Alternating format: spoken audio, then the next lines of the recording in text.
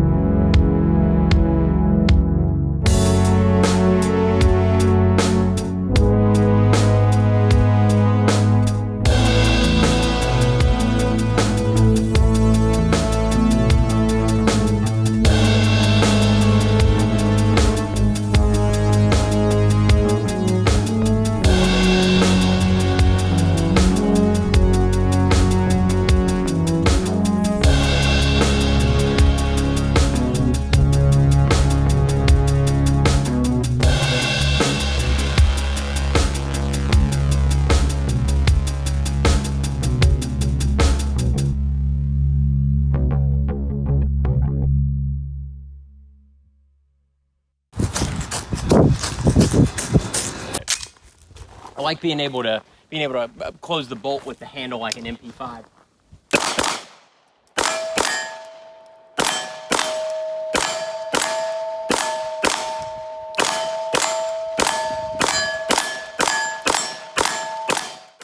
Hello friends, tonight we're going to take a look at the CZ Scorpion EVO 3 S2 Micro Pistol. God, that's a long name. This review requires a bit of an explanation and perhaps a disclaimer. I haven't done many completely negative reviews. There have only been one or two that I can remember right offhand. There are a few reasons for this. First, most modern guns are well made, reliable, and fun to shoot. Two, most modern guns, even if they do have a problem, tend to be far more good than bad. Thirdly, I usually buy and test guns that I know I generally like. So be warned, this will be a negative review. I don't much like this gun in its stock form. Whenever I say something negative about a gun, folks who own that gun get very upset, irrationally so let this serve as your disclaimer. If you have one of these and you lose your mind when you hear someone criticizing it, then please turn off the video and probably you should visit a psychiatrist about that. Oh, and that reminds me, this video will probably have more mean jokes than usual because negative videos are boring and you probably don't want to watch a boring video. You probably shouldn't watch any of my terrible videos, but hey, you're here, so let's at least try to entertain ourselves. With that out of the way, let's take a look at this gun.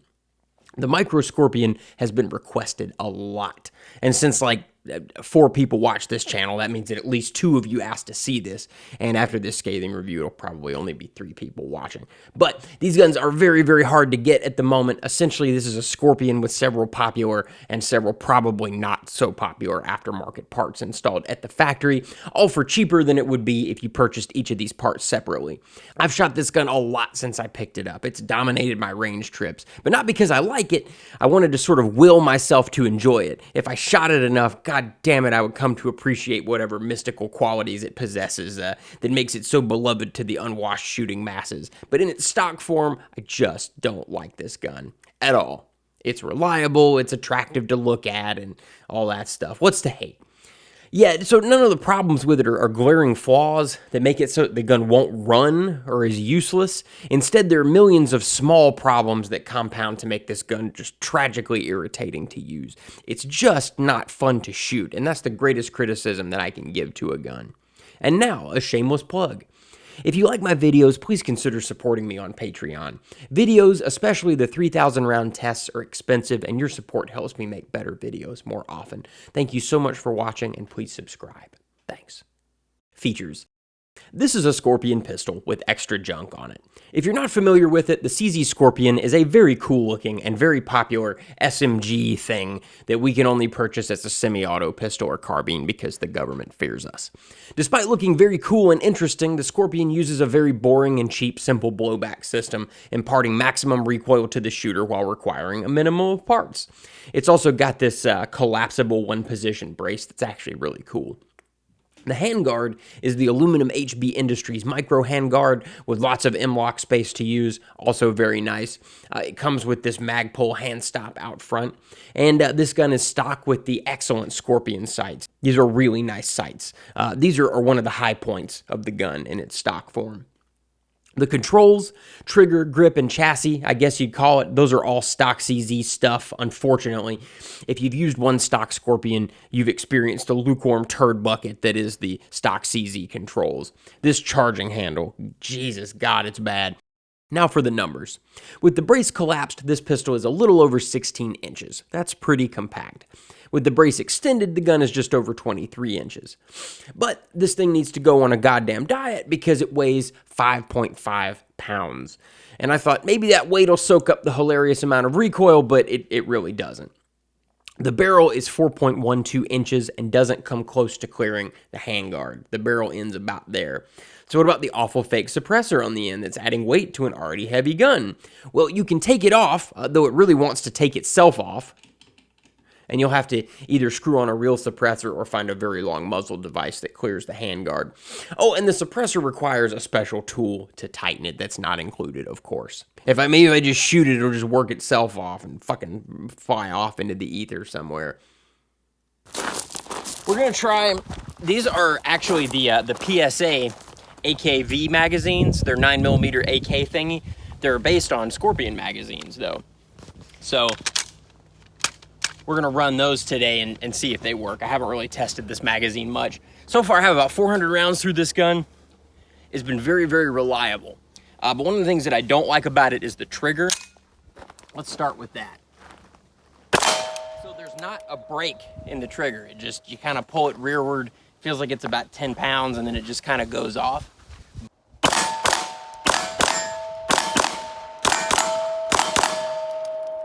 Which guns compete with the Micro Scorpion? We're in the middle of a pistol caliber carbine renaissance. There are so many marvelous options, far too many to compare here. The CMMG Banshee, the Chris Vector, the Streebog, the B&T stuff, the MP5 clones, the SIG MPX, they're all great, and there are countless others. The Scorpion is at the lower end of the price bracket for these guns, but it's still expensive. So what does it have over the others? To be blunt, the Scorpion isn't nearly as fun to shoot as most of these, especially the CMMG, the Vector, the B&Ts, the roller delayed MP5 clones, and the MPX. Those guns all have less recoil, and some of them have far less recoil. Many of them have better stock triggers as well. Hell, almost any gun has a better stock trigger than the Scorpion. Folks will say that the simple blowback operation of the CZ makes it more reliable, but all of those guns I mentioned run just fine. Does the Scorpion have a better aftermarket then? Yeah, it's got one of the best aftermarkets of any PCC, but less than the designs that are based on the AR-15, and the MP5 has been around for a very long time. So really, you'll be choosing the Scorpion because it costs a little less, and only a little less than some of those, or because you like the way it looks. It's one of those hot guns of the moment, and it is attractive, I'll give you that. But if you can swing the extra cash, I'd recommend the Banshee, a B&T, or one of the MP5 clones, but that's just personal taste. The Scorpion can be made far, far better with aftermarket parts, but you have to spend more money than you've already spent. This is not a cheap gun. I'm definitely going to upgrade my Scorpion, but we're looking at it in its stock form. And as a stock gun, it feels kind of lousy next to its peers. And then by the time you've bought the upgrades, it's pretty much the same price as something like the CMMG. Something else worth noting, though the Scorpion isn't the heaviest PCC out there, it feels like a cinder block next to some of the other guns on our comparison list. MP5s are kind of heavy, and the PTR clones are pretty much the same weight. They're actually a little bit lighter than these, but that's without the brace attached. This gun is supposed to be a PDW, yet it's 5.5 pounds, almost a pound heavier than the CMMG. I mean, good God. Now, I know that CZ doesn't call this a PDW anywhere, but traditionally, guns in this configuration that are this small would be a PDW. The barrel is very, very short, and it's got the collapsible brace. Why should you choose this particular Scorpion? You should choose this Scorpion because god-awful fucking fake cans aside, this is what the Scorpion should have been from its initial release had braces been as popular as they are now. The Scorpion carbines with the 16-inch barrels are ridiculously big and heavy. It's just silly for a 9mm gun. The pistols with the plastic front ends, they have those uncomfortable plastic rails that feel like cheese graters, and they just a cheese grater all of the skin off of your precious little hands while you shoot. And none of those have the collapsible brace. The rest of the gun might be mediocre at best, but the brace is really, really nice. Don't get me wrong, it's not perfect, but I really like it. For a Scorpion, the Micro is pretty handy and speedy to use, unlike its earlier siblings. You can probably see the recoil. I mean, the recoil is a lot more severe even than a 5.56. I mean, I would, from a recoil perspective, I would probably prefer to be shooting like my 11.5-inch AR-15 right now.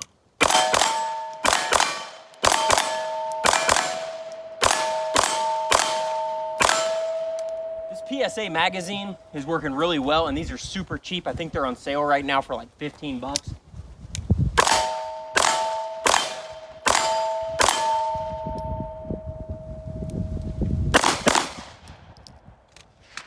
All right, let's load some more magazines.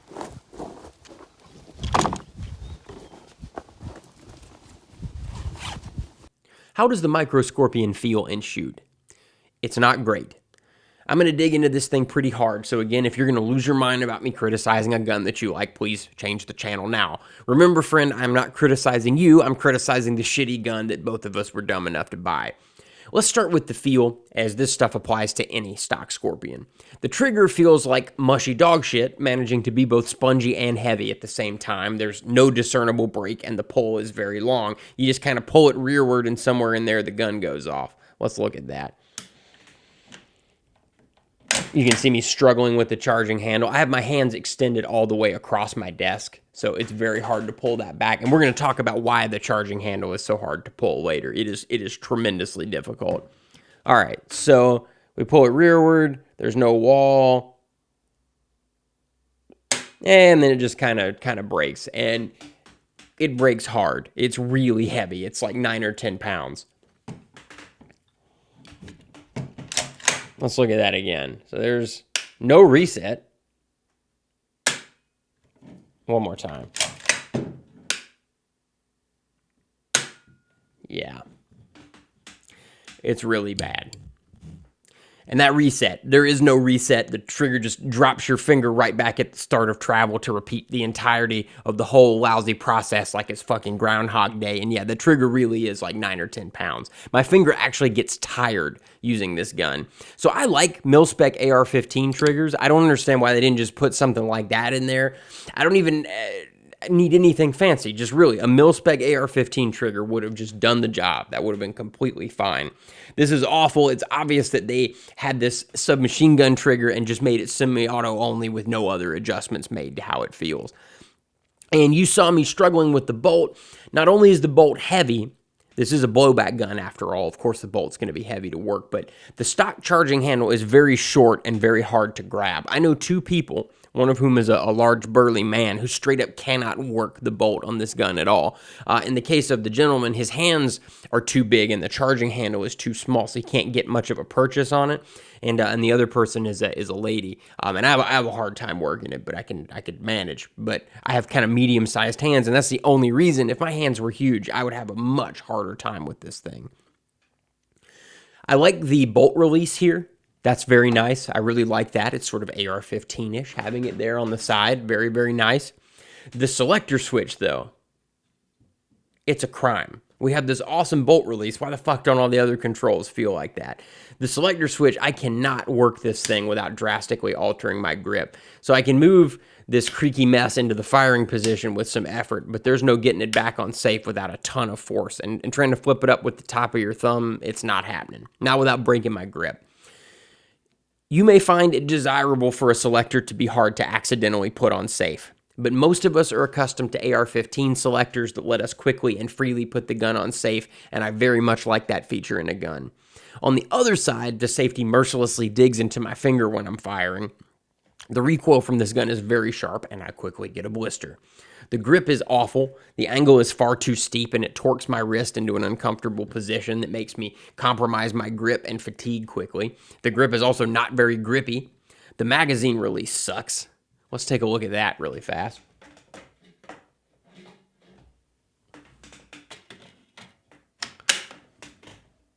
So you can push the paddle release with your trigger finger, but mine isn't quite long enough to make that comfortable. The better method is to hit it with your support hand when you grip the magazine to remove it, like a paddle release on the MP5. But there's no paddle part below the gun, making this kind of tough. It's just a weird angle. And then the magazines don't always fall free, especially when the bolt is locked open. That's okay though. Lots of other designs require you to pull the magazine out, and it works okay. No real complaints there. So let's talk about what it feels like to fire this gun. I really like the brace. A lot of collapsible options. The steel bars aren't comfortable, but this one is just wide enough and the wobble is minimal. Great stuff besides some damage that I'm seeing where the stop bolts hit this piece of aluminum here. Hopefully that'll be okay. I think it will be. The recoil from this gun, though, is pretty crazy. Blowback guns always have more recoil for multiple reasons, but this one is rough. So blowback guns work by using a heavy spring and the bolt mass to delay the opening of the action. So even though this gun is only firing 9mm, the bolt is huge. It's this heavy moving mass inside the gun working against you like a fucking shake weight, jerking the gun around. And that colossal spring is what makes it hard to open the bolt with the minuscule charging handle. Blowback actions also have a very sharp recoil impulse. It's over and done with in a flash, but it is sharp. You can see the gun pushing me around in the clips. To put the recoil into perspective, this gun moves me around substantially more than an AR-15 pistol with an 11.5-inch barrel, and far more than an AR-15 with a 16-inch barrel, both with standard A2 flash hiders. I get much faster follow-up shots with the ARs, and they're dispensing a lot more power per round onto the target than the Scorpion. CZ's trigger here isn't helping. With no clear break, a heavy pull weight, and virtually no reset, I find myself smacking the shit out of the trigger to speed up my times, even whacking it, and my shots are even then slower than with my ARs, even the ones with mil-spec triggers. Maybe it's a matter of experience, but this gun feels really slow to me. The weight of the Scorpion is an issue. This tiny thing manages to weigh as much as my AR pistol with the 11.5-inch barrel if I don't have the optic or any of the other stuff on it. In fact, because of the weight distribution, the AR actually feels lighter. The Scorpion's weight is all concentrated in the bolt. Right here, the gun is a lot more fatiguing to use and carry than it should be, especially to me. Because of an injury, I lack a lot of strength and functionality in my left arm, and the steep angle of the grip forces my support hand to bear much of the weight of the gun. This gun being blowback, the weight is necessary. When designing a blowback gun, you have to calculate the weight of the spring and the mass of the bolt for the power of the cartridge. The bolt needs this much heft to work correctly. But the better solution would have been an operating system other than simple blowback. Speaking of weight, the fucking awful fake suppressor is adding some weight there. Why is this here? What the fuck does it do? It just adds stuff to the front of an already heavy gun. Like all fake suppressors, it's goddamn tacky and it's got to go. I got to get that thing off there. But then you're left with a barrel that doesn't clear the handguard. Oh, and the nut holding the fake can comes loose constantly. You tighten it and it comes loose again. And a proprietary wrench thingy is necessary to tighten it. And of course, that's not included. Why the fuck would it be? You can improvise like I did and use some AR-15 tools to tighten it, but it'll be loose again after your next range trip. Look at that wiggle. Yeah, look at that quality. For the love of God, why didn't they make the barrel 1.5 inches longer where it clears the handguard? Or God, just 1/2 inch, just a little bit longer, just even dead flush with the handguard. Why make it shorter than the handguard? I understand that cans look cooler when they're partially recessed in the handguard. I get that. But not everybody who buys this thing is going to want to put a can on it, and the shortness very much limits the muzzle device options. Okay, so let's look inside this gun. I haven't shown you the guts so far in the video because I wanted to talk about how the gun feels first. Why it sucks to shoot will become more apparent when we look at the mechanism. So first, lock the bolt open. Then we've got this captive spring here. Let's push that in. I hope I'm getting this where you can see it. I can't see what you're seeing. God, so even pulling the captive pin out is hard. Oh, and then I close the bolt again. All right, so leave the bolt open. Don't knock it closed. And then you can just, with the pin out of the way, you can just pull the lower off. That's the trigger pack. You can see not much going on there. Then, don't shut it on your fingers. Then you can take the bolt out. That's it. That is the Scorpion. That's all there is. And man, I put a lot of grease on the bolt, didn't I? This bolt is absolutely fucking huge and heavy, but blowback bolts usually are. This system is very simple and folks say reliable. My gun has definitely been reliable. But the non-blowback guns that I've used have been very reliable too. Roller delayed blowback guns like the MP5 have a great reputation for a reason, and they certainly are easier to shoot well. When you fire the Scorpion, you can feel this huge lump of metal moving and the gun move with it. It's almost funny when you stop and consider that this much recoil is coming from a little 9mm cartridge. All right, let's put the Scorpion back together. So first, the bolt goes back in. Man, I really greased that thing up, didn't I? There we go. Lock it open again. Then put the trigger pack back in, like so. Captive pin, and there you go. Scorpion. Yay. Just wants to reach up there and grab it. It's better that way. Give it the old reach around. All right, so we've seen how it is standing with it. Let's try and move a little bit. Let's see what happens.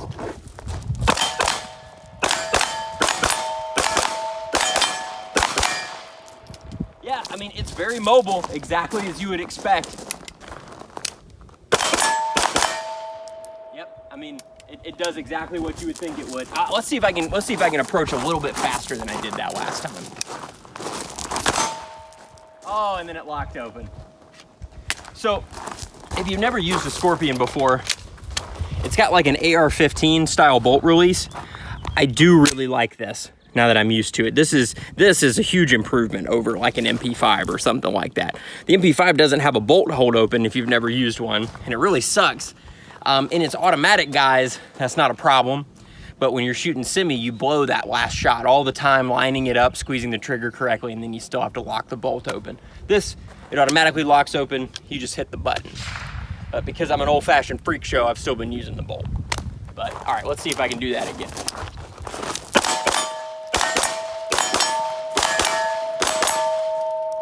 Yeah, I mean, it's incredibly mobile.